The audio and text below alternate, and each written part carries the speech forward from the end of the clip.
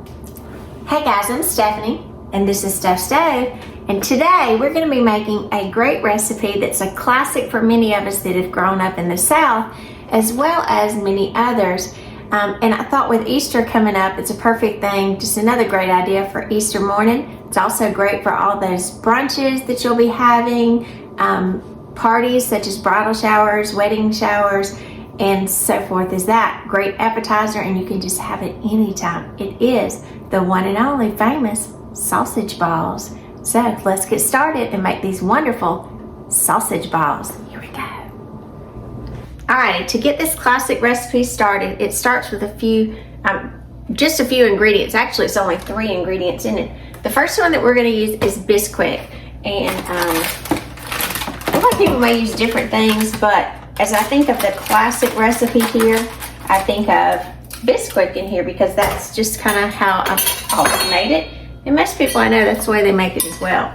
So I did make sure to go back, and you always want to be sure that you have a fresh container of it, because if you're like me, you may use some of it, put it in your refrigerator to store, but you want it as fresh as possible. So I got a smaller one just to be sure that I would have it as fresh as possible.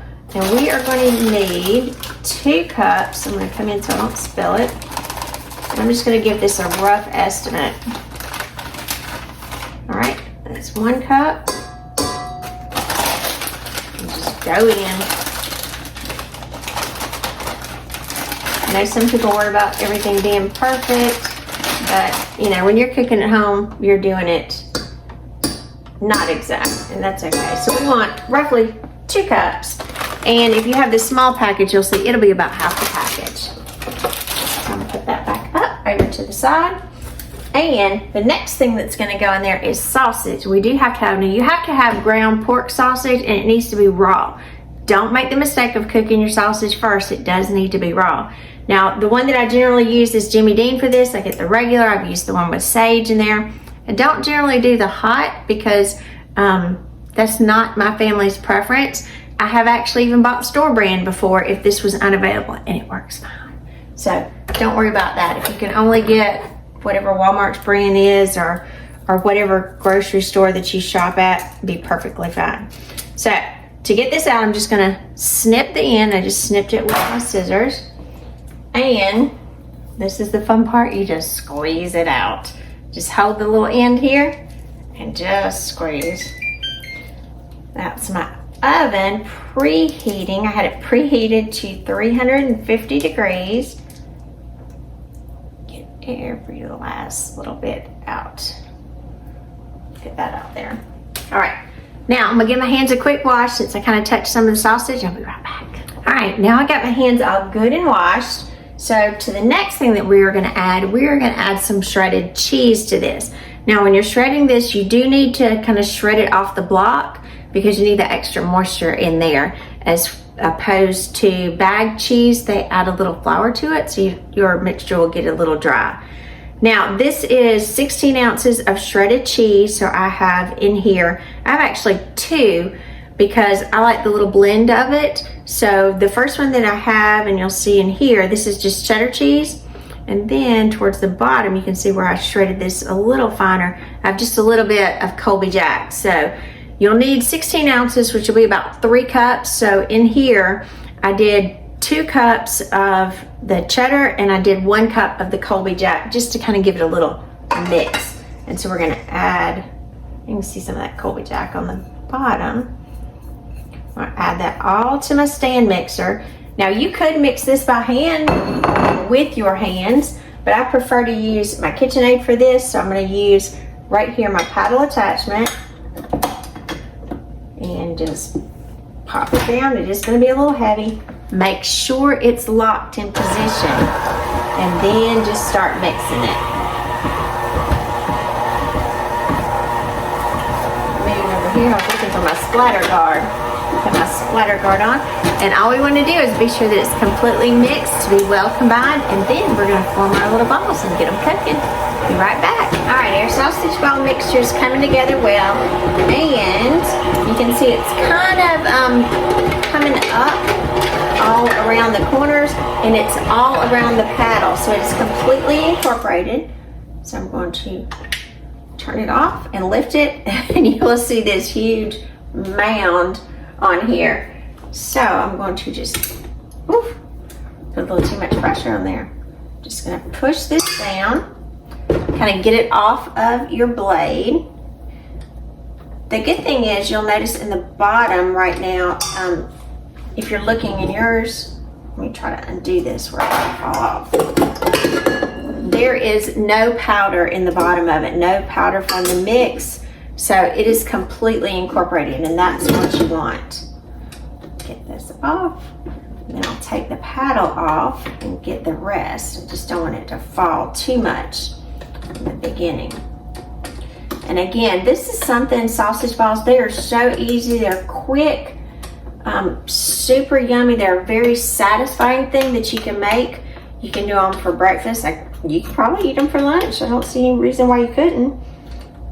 And they're just so good. And those little strings like that, that's from the sausage, and that's perfectly normal. Get that off. Get my attachment off. Look at that. That's a little hook covered in sausage. All right, so I'll move this to the side and push my mixer back real quick. Get that out of the way. So this is what our mixture looks like, just like it should. And the way that I'm gonna do this, and there's several different methods that you could do. You just pick some up with your hand. You could use an ice cream scoop if you want them all uniform size.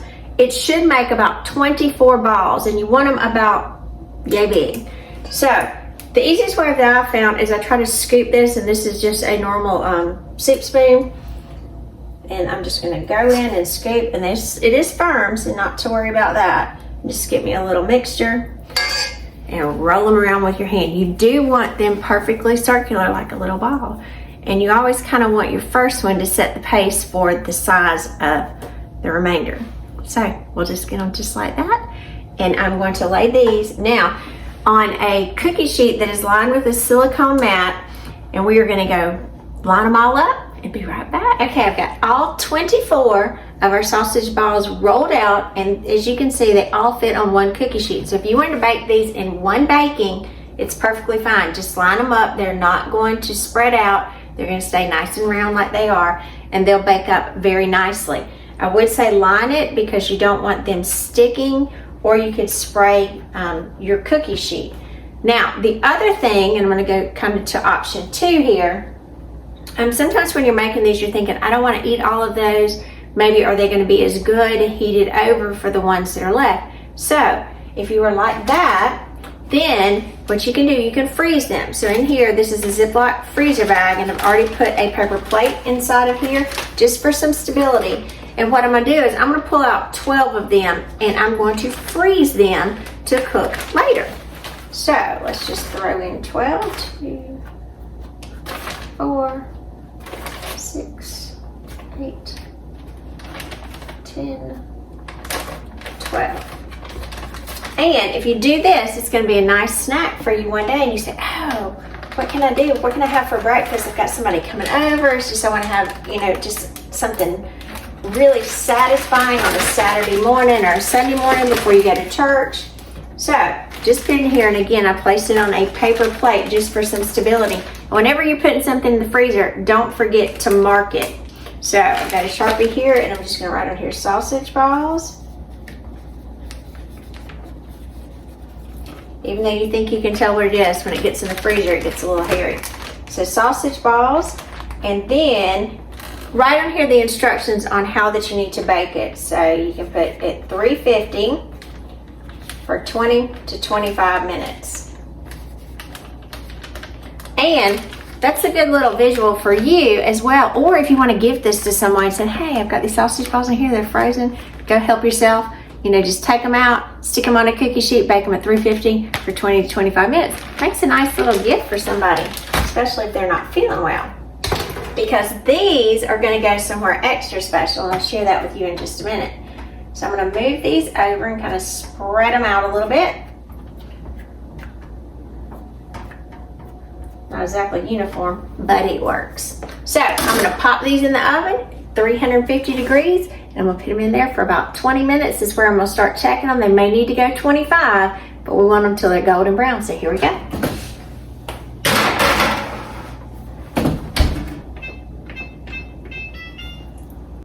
All right, I did tell you that I was gonna do something special with these that I have set aside to freeze.